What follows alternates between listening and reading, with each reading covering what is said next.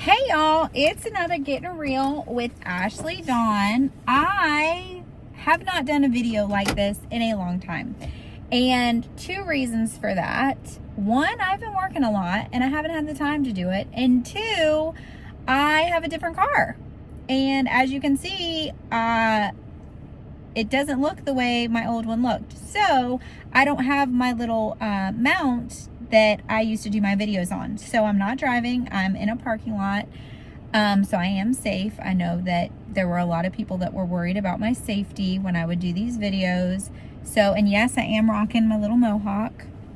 But I did want to jump on here, and I did want to do a Gettin Real because there was just something on my heart that I really felt like God just was stirring in me, and I wanted to share it with y'all because I know that in the past, when I feel like God is speaking something to me and I've shared it with you, I get a lot of messages that God was speaking to you through me, and I love when God does that. So God was just really speaking to my heart, and it wasn't an audible voice to like, Ashleydawn, you know, it was just a knowing, like a still small voice in my spirit, just a knowing that he was speaking to me, that he wanted me to listen. And so, and I did pull up the scripture too that he was really reminding me of, and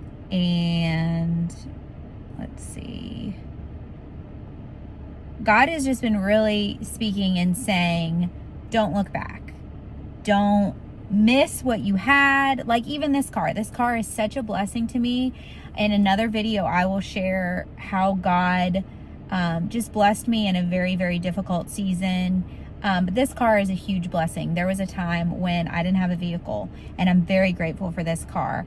But if I'm not careful, I will miss the SUV that I had. And if I'm not careful, I will miss the truck that I had before that. And if I'm not careful, I'll miss my 1978 Nova that I had before that. It's very easy to look at the past and to miss what you had and to lose sight of what you have now. It's very easy to look back and to think, oh, I wish I was there. I wish I did that. I wish I did this, and not see or ignore what God is doing in your life right now. So I feel like God has been really speaking to me about, where is it at?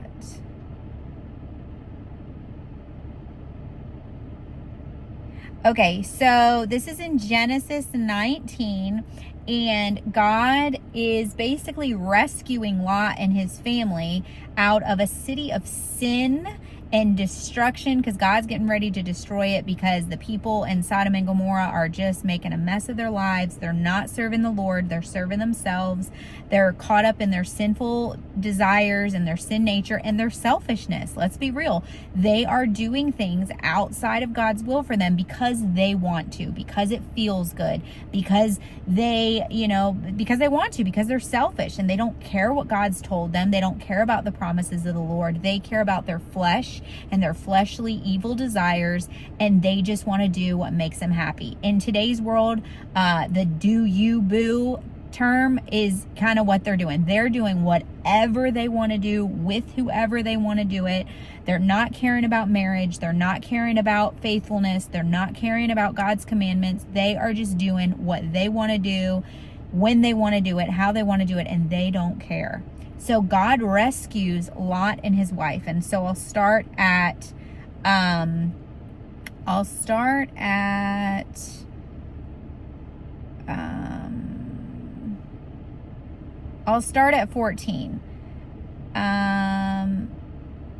So Lot went out and spoke to his sons-in-law who were pledged to marry his daughters. He said, hurry up and get out of this place because the Lord is about to destroy the city. But his son-in-laws thought that he was joking, so they stayed. With the coming of dawn, the angels urged Lot, saying, hurry, take your wife and your 2 daughters who are here, or you will be swept away when the city is punished.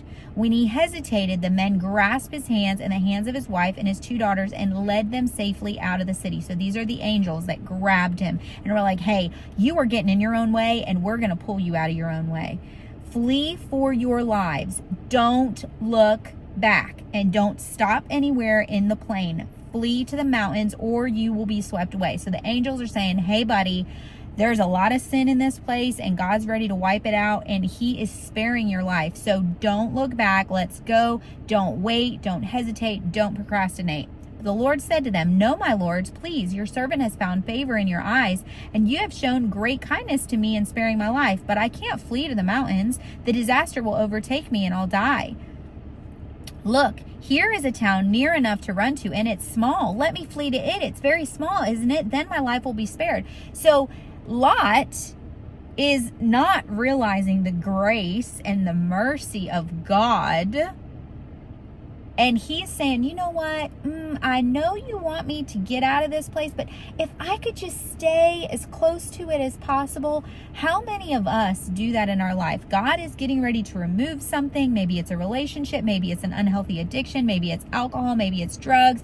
Maybe it's porn. Maybe it's sex. Maybe it's shopping. Maybe it's gambling. Insert thing you struggle with here. God's trying to remove it out of your life, and then you justify it. Well, it's just one purchase. Well, I'm just watching one thing online. Well, I'm just flirting with this guy and I'm a married woman, or I'm just flirting with this girl and I'm a married man, or, oh, it's just one, we're going out to the strip club because we're going to have a good time, or, I'm just going to go to the casino and I'm only going to, play $20 on the slot machine, or, it's only marijuana. It's not a bad drug. So I'm just going to do this, or it's only one drink with the guys or one drink with the girls. And before you know it, you're, passed out drunk, right? The enemy does not tell us the damage that's going to happen, because if he did, we'd never do it. We would never sin. We would never stumble into addictions that destroy our life if we knew they were going to destroy our life, right? They appear as fun until they don't. And so okay, see, that's what happens when I don't have my little stand thing. Let's see. There we go. So he is basically trying to justify his sin, and he's saying, can I just stay as close to that as possible? Like, God, I don't want to get out of the city. If I could just stay close to the city where all my friends are. He's not realizing what's happening and how God is sparing him. Sometimes we don't realize the grace of God in our life. Sometimes we don't realize the mercy of God in our life because we're so busy looking back at the past. We're so busy missing what we had and, really being ungrateful for God's mercy and kindness and love. So he said to them, very well, I will grant this request too. I will not overthrow the town you speak of, but flee there quickly because I cannot do anything until you reach it. That is why the town was called Zoar. By the time Lot reached Zoar, the sun had risen over the land. Then the Lord rained down and burning sulfur on Sodom and Gomorrah from the Lord out of the heavens. Thus he overthrew those cities and the entire plain, destroying those who lived in the cities and also the vegetation in the land. But Lot's wife looked back. The angel told them not to look back. They had to look straight ahead. She didn't listen. She looked back, and she immediately became a pillar of salt. Early the next morning, Abraham got up and returned to the place where he had stood before the Lord. He looked down to Sodom and Gomorrah, toward the land of the plain, and he saw dense smoke rising from the land like smoke from a furnace. So when God destroyed the cities of the plain, he remembered Abraham, and he brought Lot out of the catastrophe that overthrew the cities where Lot had lived. That is grace and mercy. And then it goes into craziness with Lot's daughters that I don't even want to read because it's just gross. So when you look at all of that, I just take away from that, for me personally, what God speaks to me through it, and it may be different from what God speaks to you. And if you look up the context and you look up all the words, you'll find a lot of other nuggets. But for me, God is speaking to Ashleydawn's heart. Don't look back. Don't look back over the places that you've been, the places that you've lived, the cars that you've driven, the relationships that you've been in. Don't look back at the jobs that you've had. Don't look back other than to appreciate where God has delivered you from.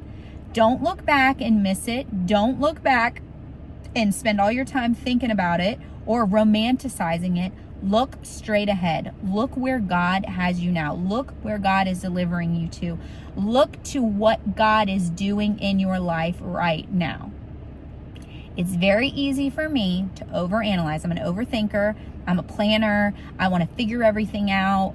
I have a very analytical mind, and I analyze everything. I want to make a calculated decision. I want to use the wisdom that God's given me. I don't want to grieve his heart. I don't want to make a mistake. I want to be I struggle with perfectionism, which I know we're not perfect, but I still try.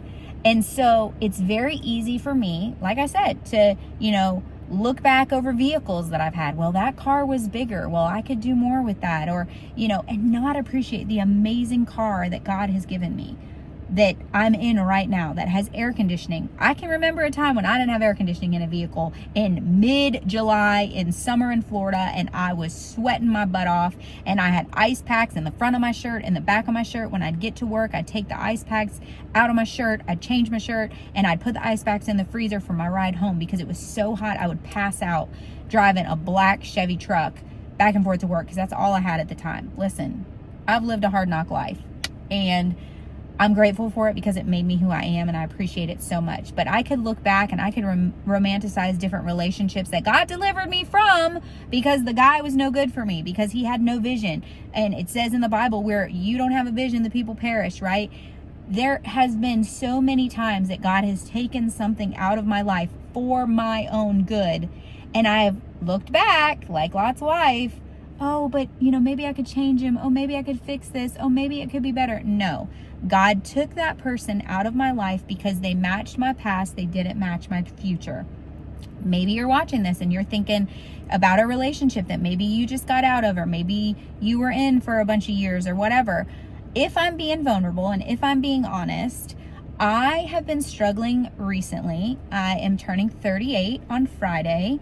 And I'm very, very blessed to be turning 38. I'm so thankful for God's faithfulness in my life and all the places he's taken me and everything that he's doing in my life. But it would be very easy for me to be ungrateful, right? And really, that's the spirit. When you're looking back at what you had, you're being ungrateful for where you are and what you have now. And so I'm really battling ungratefulness.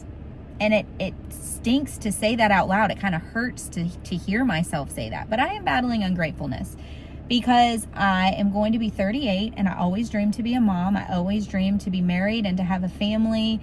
And right out of high school, that was my dream. I wanted to get married. I wanted to have kids. I wanted to have a family. I wanted to raise them in a godly home. I wanted to do great things for the Lord. I wanted to be a speaker and a teacher and write books and do all these amazing, wonderful things. I wanted to braid my daughter's hair and, teach her all the things. I wanted to teach her to ride horses, and I wanted to have the, American dream life.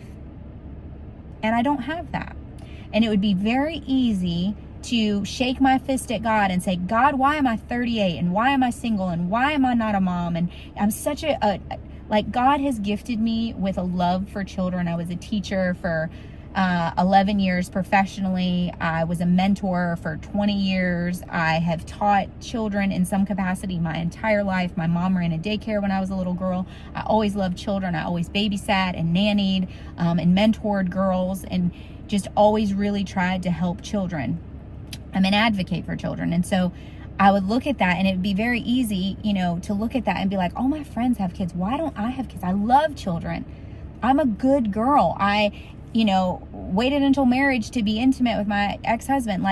I did everything the right way. Why am I single at 38?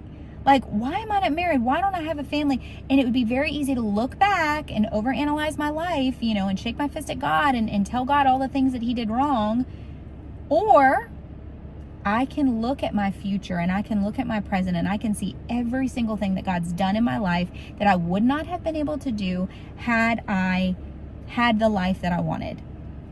So for those that don't know, I got married, it would be 12 years ago this year, and I got divorced 9 years ago this year. I essentially married somebody that lied to me about a lot of things, and we were long distance. I sat next to a little old lady at church, and she said that her grandson was this amazing guy, and I don't want to, paint him in a bad light or tarnish his character. He can do that by himself. But what I will say is I believed the dream. And when I got married, I was so excited and I was so hopeful, and I saw our future, and I threw myself into our marriage and I threw myself into our relationship. And the only thing that I wanted to be was a great mom and a great wife. And I wanted to become a mom one day, and that did not happen. And I really struggled with looking back and trying. We were separated 3 times. We got back together. Things would happen again. He'd say he was different. We'd get back together. Things would happen again. It was just a yo-yo, and I got exhausted, and I could not physically force someone to be faithful or to be loyal or to follow the Lord or to be the man that he promised me on our wedding day. So finally I said, okay, enough is enough. I can't do this. After we got divorced, we tried to date and tried to see if God would redeem that. And unfortunately, he did not, because God had different plans. And I wish the best for my ex. I hope he does great, wonderful things. But he didn't fit my future. And I truly believe that God gave him an opportunity to have a wonderful life. And he was like Lot's wife. And he looked back at the sin and the lust and the addictions, and he didn't want to give those up. And so God took me from his life. And I believe that Lot's wife did that too. She didn't want to give up the sinful life and the sinful area that they lived. And how easy is it for us to relate to that? A lot of times, when we have something we're struggling in our life and God asks us to give it up, we freak out. What do you mean you want us to stop drinking alcohol? What do you mean you want us to stop doing drugs? What do you mean that unhealthy thing in our life? Maybe it's a gaming addiction and you play video games all the time, and maybe God's asking you to give that up because he wants you to have more of a productive life. Maybe he wants you to be present with your friends or your family or your wife or your kids or your husband. I know girls are gamers too. What is it that you struggle giving up? Maybe, just maybe, if you allowed God to take that out of your life, he would give you something far greater. God was trying to protect Lot and his family from the destruction that was coming. And first, his wife fell victim to it because she didn't want to give up on it. And then his daughters fell victim to it because they took their, God's plan and they made it their plan, and it was just a whole big old mess. You can read Genesis and figure it out. It's nasty and it's dirty. And a lot of the Bible is nasty and dirty because people try to play God and people think they know more than God, and that's where the mess happens. So I just want to encourage you, if God is taking you from something, maybe you're walking in sobriety right now, and maybe, the enemy is just tempting you and trying to get you to go backwards and trying to get you to go back to that thing that had you so trapped and so consumed. Can I just beg of you, don't look back. Don't look back to where God has delivered you from. Look straight forward to where you're at. Do the work. Make it work. God has your best interest in mind. God can see things that you can't see. God knows you better than you know yourself because he created you with a purpose and a plan and love. And he's got good, great, wonderful things in store for you for your good and for his glory. Don't look back. Don't go back to that addiction. Don't go back to that toxic relationship. Don't go back to those unhealthy tendencies. Maybe food is your addiction and you've lost a lot of weight and you're doing really, really good. And that food is just really a temptation for you. Get away from it. Trash all the junk food in your house. Do whatever you need to help yourself. Maybe it's, porn, or maybe it's the computer, or maybe it's something like that. I would really encourage you, get rid of your computer, get rid of the porn, get rid of anything that is trapping you up in life. Get rid of it. Take it out of your life. If there is somebody you're talking to and they're trying to mess you up, delete their number, block them. Get it out of your life. If there is any kind of sin in your life whatsoever, get it out. Take it away. Trust me, it's not worth it. And if you're struggling with ungratefulness, maybe you are in your 30s or 40s or 50s and you always wanted to be a mom. Can I just ask you to kind of go through this journey with me?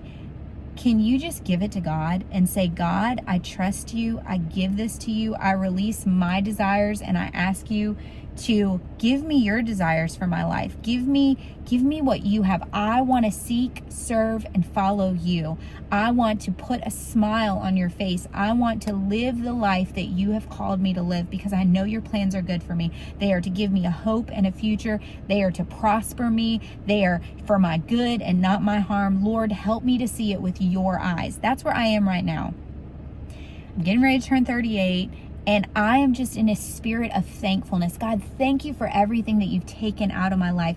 Thank you for what you've replaced it with. I know that my life has been full, and my life is full. And I do things people wish they could do. Like on my worst day, there are people that wish they could have my worst day. And I'm not bragging about that. I'm just saying I need to be more grateful, because there are people that would give anything to live the life that I do. And so before I start complaining, before I start being ungrateful, I need to look at what God has done in my life. I need to look at what God is doing in my life, at his faithfulness. And I need to stop looking back, other than to reflect where I've been and to appreciate God's goodness, but not to stay with my head turned behind my neck.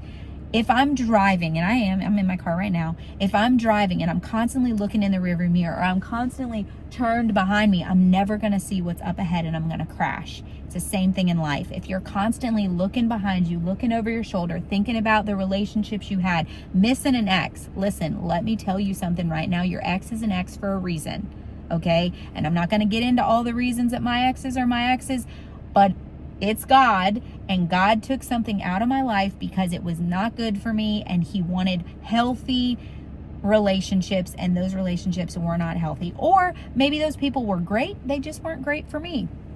Or maybe they just weren't great for you. It's not anything to say about that person. God has more for you.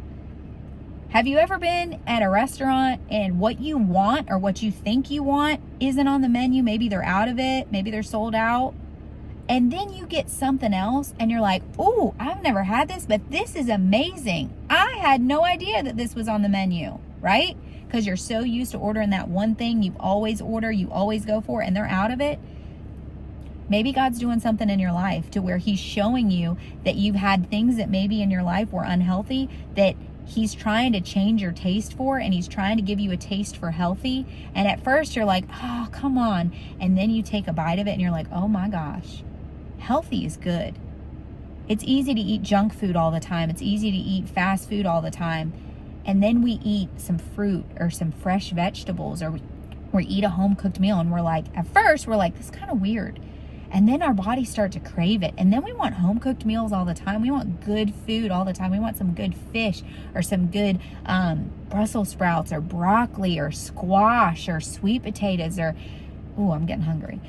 But we start to develop this taste for healthy food. Our life is like that too. It's not immediate that we will, put off the unhealthy things that we've been addicted to for 20 years or 10 years or whatever. Sometimes it takes some time for us to get that filth out of our lives, right? It's like a dirty cup in the sink. The more the clear and clean water run through it, the more junk pours out of it, and pretty soon you're left with a clear cup. You're left with a clear cup of clear, clean water. But it takes a while to get all that junk out of it.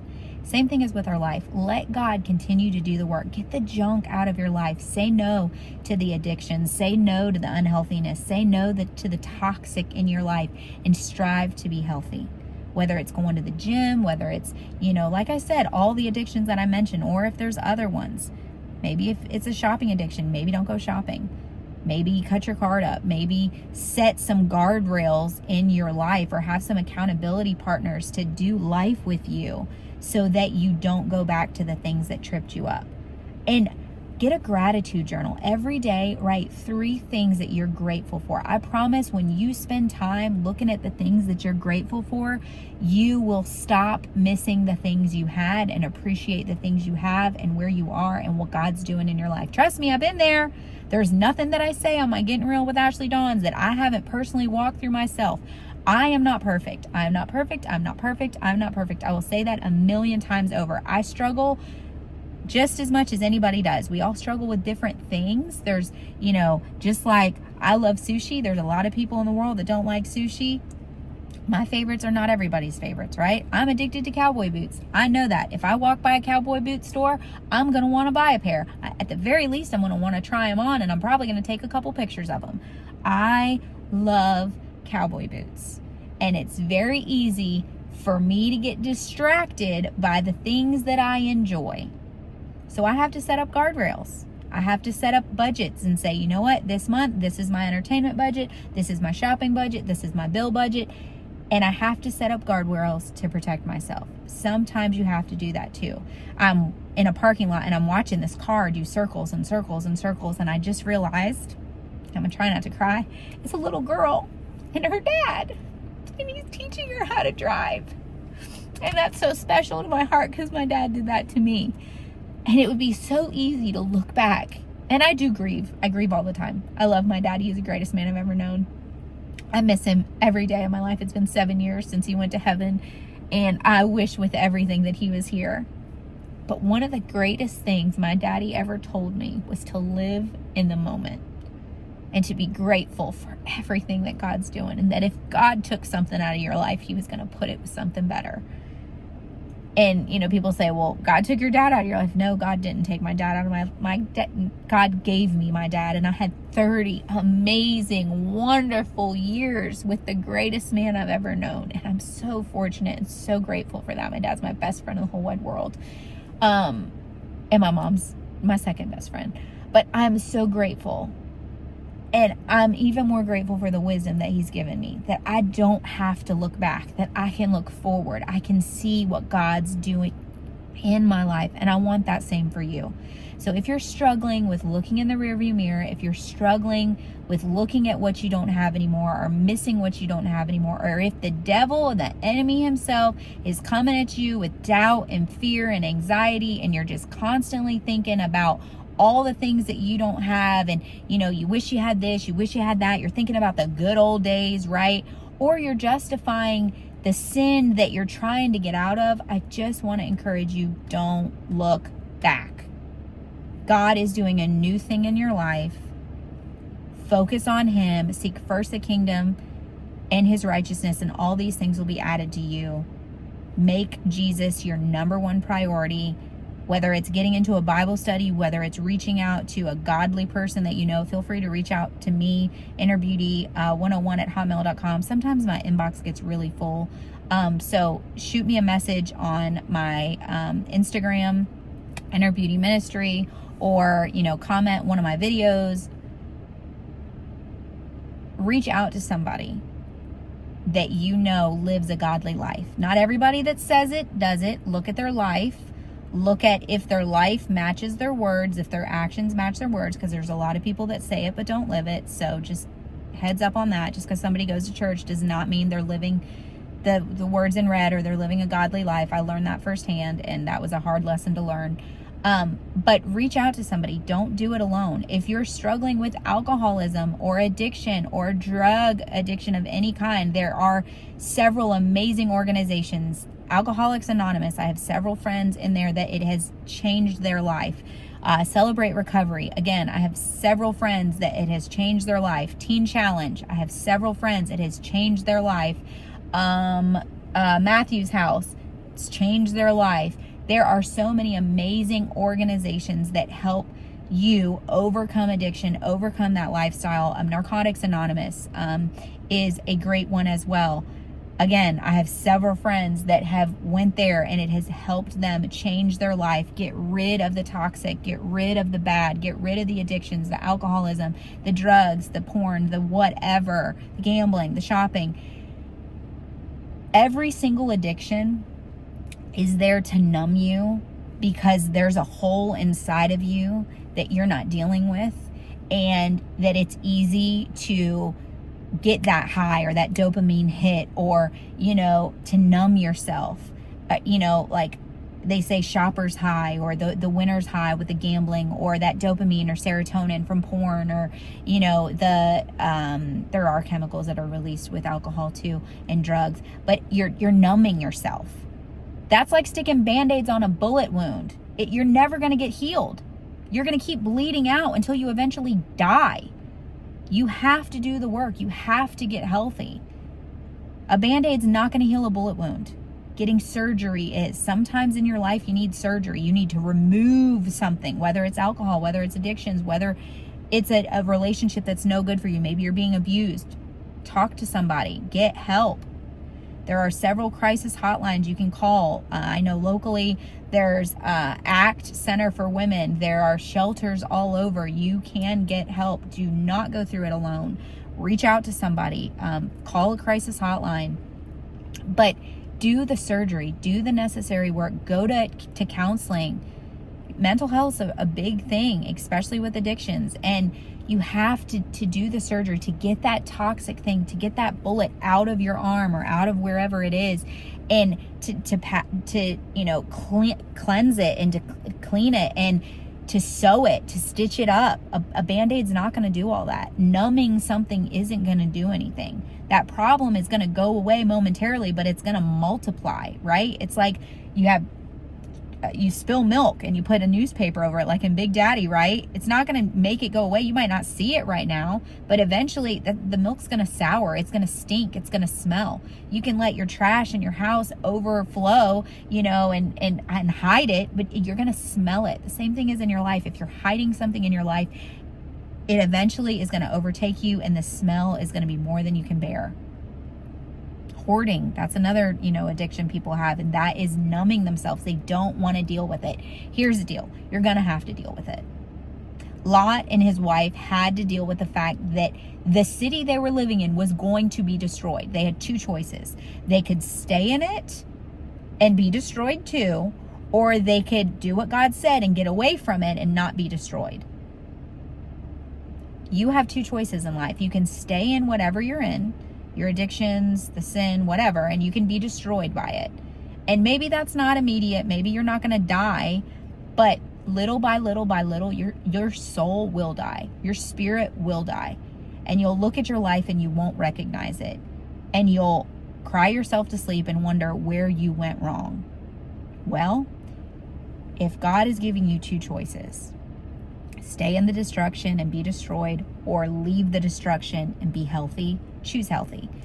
Like I said, this is Getting Real. I am getting real, and I just want to help you. If you don't have a relationship with Jesus Christ, I want you to ask him into your heart and to ask him to make himself real to you. If you don't have a Bible, you can reach out to me and I'll make sure that you get one. I have several. Life is not easy. I could not do it without a relationship with Jesus, and I don't know how people are doing it without Jesus. If you don't have Jesus, I don't know how you're doing it. And truth is, you're probably not. You're probably numbing yourself with something. It doesn't have to be drugs, doesn't have to be alcohol. It could be TV. It could be, going out all the time. It could be anything. Anything to avoid the pain of life. I get it. I've been there too. At one time, Disney was my addiction, and I'd go to Disney every single weekend, and I'd be a kid, and I'd ride roller coasters, and it was so fun. But I had to deal with life. I had to deal with the pain of what I was going through, which at the time was grief. And I've had to go to counseling, and I've had to get help, and I've had to make healthy decisions to not let the grief consume me, and to allow the grief to make me a better person and to make me more compassionate towards others that are going through it too. So just want to encourage you, invite Jesus into your heart, ask him to be your Lord and Savior, ask him, surrender to him and say, God, I can't do this. Jesus, I tried to do this on my own and I failed miserably and I cannot do this. Jesus, I need your help. I need you to be the Lord and Savior of my life. I need you to make yourself real to me. Surround me with godly people that will lead me to healthy choices. Help me to understand the Bible. Help me to understand your word for me. Help me to find a church where I can get plugged in and I can understand who you are and what you have for me, and help me to have a healthy life. I don't want this sin. Don't want this addiction. I don't want this junk in my life anymore. I want to be healthy. Jesus, in Jesus' name, please, God, I beg of you, help me. And he will. Trust me. Feel free to reach out. I love you. More importantly, God loves you. You are seen. You are celebrated, and you are oh so very loved. Don't you ever forget that. I'll catch y'all on my next one.